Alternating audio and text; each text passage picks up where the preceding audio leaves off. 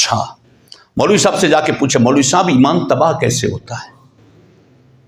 ایمان اللہ پر اعتراض کرنے سے تباہ ہوتا ہے، ایمان اللہ سے شکوہ کرنے سے تباہ ہو جاتا ہے، ایمان اللہ کی تقسیم پر راضی نہ رہنے سے تباہ ہو جاتا ہے، ایمان دین کو ہلکا جاننے سے تباہ ہو جاتا ہے، ایمان صحابہ کرام علیہ رضوان، نبی پاک صلی اللہ علیہ وسلم، ضروریات دین کے انکار سے ایمان تباہ ہوتا ہے۔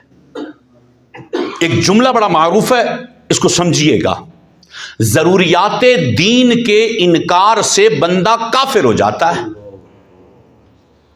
کسی نے اگر ضروریات دین، اب جتنے مجھے اس وقت سن رہے ہیں نا، اب تھوڑی دیر کے لیے اپنے آپ سے پوچھیں کہ آپ کو پتہ ہے ضروریات دین کیا ہے؟ ضروریات دین کے انکار سے بندہ دائرہ اسلام سے خارج ہو جاتا ہے، پھر اللہ اس بندے کے لیے رحیم نہیں ہے، پھر بخشش بھی نہیں ہے، پھر معافی بھی نہیں ہے، پھر اس کے علاوہ جنت بھی نہیں ہے، کچھ سافٹ کارنر پھر نہیں ملے گا اگر ایمان چلا گیا تو۔ اور ایمان سلب ہوتا ہے ضروریات دین کے انکار سے۔ اب اس ایج تک پہنچنے پر کیا ہمیں آج تک یہ پتا چلا، یا ہم نے پڑھا، یا ہم نے کسی سے جا کے سیکھا کہ حضور والا مجھے یہ تو بتائیے کہ ضروریات دین کہتے کس کو ہیں؟ ہم میں میجورٹی ایسی ہے جس کو یہ پتہ ہی نہیں ہے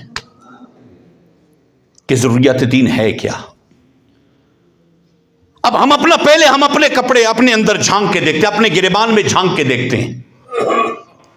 ہمیں جب اس چیز کا ادراک ہوگا نا کہ یہ چیزیں ایمان کو تباہ کرے گی، یہ چیزیں ایمان کو بچائے گی، اس سے قرآن کریم فرقان حمید میں پروردگار عالم نے فرمایا وَهَدَيْنَاهُ النَّجْدَيْنِ، دونوں راستے بتائیں، یہ کفر والا ہے، یہ ایمان والا ہے، تمہاری مرضی ہے، تم جس پر چلو، جس پر چلو گے اس کا حساب دو گے،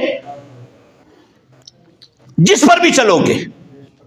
اب ہمیں بنیادی طور پر تو اولاً پہلی گفتگو جو ہماری ایمان پر ہے، ضروریات دین پر ہے، بنیادی جو گفتگو ہے جس سے ہمارا ایمان بچے گا۔ بقیہ قوا انفسکم تو بعد میں، ہمارا اپنا ایمان تو بچے پہلے، ہم کسی ایک سائیڈ پہ پہلے تو ہو جائیں کہ اب ہمیں پتہ چلا ایمان یہ ہے، اور ایمان ان چیزوں سے ختم ہو جاتا ہے۔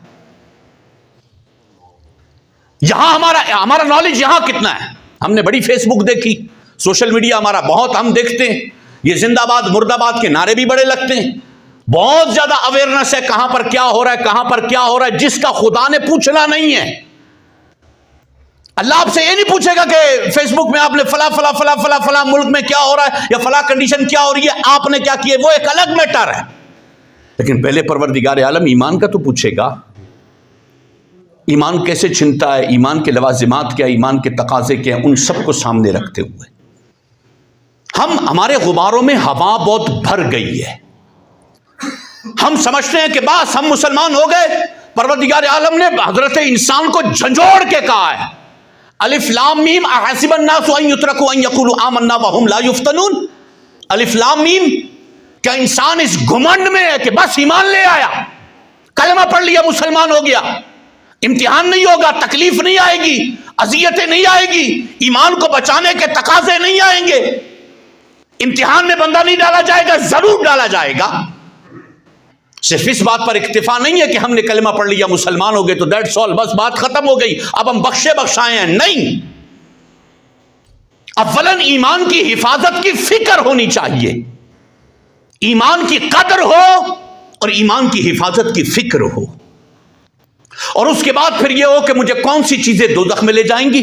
اچھا موٹی موٹی چیزیں ہمیں بھی پتہ ہے، جھوٹ بندے کو دوزخ میں لے جاتا ہے، یہ پتہ ہے، ہر مسلمان کو پتہ ہے، جھوٹ بندے کو دوزخ میں لے جائے گا، غیبت بندے کو دوزخ میں لے جائے گی، سود بندے کو دوزخ میں لے جائے گا، اللہ کی نافرمانی بندے کو دوزخ میں لے جائے گی۔ اچھا یہ ساری موٹی موٹی وہ باتیں ہیں کہ جس کے لیے کوئی تفسیر پڑھنے کی ضرورت نہیں ہے، یہ ہر مسلمان کو پتہ ہے۔ حرام دوزخ میں لے جائے گا، سود دوزخ میں لے جائے گا، جھوٹ دوزخ میں لے جائے گا، اللہ کی نافرمانی دوزخ میں لے جائے گی، اللہ کے محبوب کی نافرمانی دوزخ میں لے جائے گی، گندے عمل دوزخ میں لے جائیں گے، گندے کردار دوزخ میں لے جائیں گے، یہ سب کچھ ہمیں پتہ ہے۔ یہ عمل مجھے دوزخ میں لے جائے گا، میری آنکھ کا غلط استعمال مجھے دوزخ میں لے جائے گا، میری سوچ کا غلط استعمال، غلط انداز مجھے دوزخ میں لے جائے گا، لیکن ہمارے نزدیک وہ اتنا ہلکا ہو چکا ہے نا کہ اس کی امپورٹنس ہی ختم ہو گئی ہے. دوزخ، آگ، جہنم، سزا، اس میں جانا، یہ کوئی معنی نہیں رکھ رہا. ہاں لفظ ضرور ہے، الفاظ ضرور ہیں یہ، اور ہم یہ کہہ بھی دیتے اللہ خیر کرے گا، اللہ ہمیں بچا لے گا. کیسے؟ رب نے نظام بنایا، قرآن اتارا، ہماری تربیت کی، نبی پاک صلی اللہ علیہ وسلم نے ہماری تربیت کی.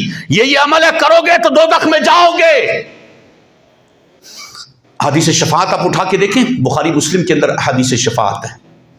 نبی پاک صلی اللہ علیہ وسلم کی امت بھی دوزخ میں جائے گی دوزخ میں امت. نبی علیہ السلام پھر اسے اپنی شفاعت اور اپنے کمال اختیار سے پھر اسے دوزخ سے نکالیں گے، لیکن جائے گی ضرور. ایسا نہیں ہے کہ نبی علیہ السلام کی امت دوزخ میں نہیں جائے گی. اب کتنے عرصے بعد حضور نکالتے ہیں، وہ بھی شرط ایمان پر. ایمان سلامت لے کر گئے تو حضور نکالیں گے، ورنہ نہیں. اگر ایمان سلامت نہیں ہے تو پھر حضور کی شفاعت نہیں ملے گی. نہ خدا دوزخ سے نکالے گا، نہ رحمان دوزخ سے نکالے گا، نہ محبوب شفاعت کریں گے. شفاعت تو ہے ہی ایمان والوں کے لیے. ایمان سلامت جائے گا. زنا کرنے سے ایمان تباہ ہو جاتا ہے. ظاہری علماء حدیث، محدثین جس کو کہا جاتا ہے، امام بخاری لے لیں، ہم بڑا بخاری کا نام ہمارے ہاں لب عام ہوتا ہے. امام بخاری رحمۃ اللہ علیہ نے حدیث لکھی، فرمایا جب کوئی بندہ زنا کرنے کا ارادہ کرتا ہے، ایمان اس کے دل سے نکل کے ایک پرندے کی طرح ہوا میں لٹک رہا ہوتا ہے، نہیں ہوتا. اس وقت اگر مر گیا تو بے ایمان مرا. زنا جب کر رہا ہو تو ایمان نہیں ہوتا اس کے دل میں. اس کا ایمان ایک پرندے کی صورت میں ہوا کے اندر معلق ہوتا ہے. اس حالت میں اگر مر گیا تو بے ایمان مرا.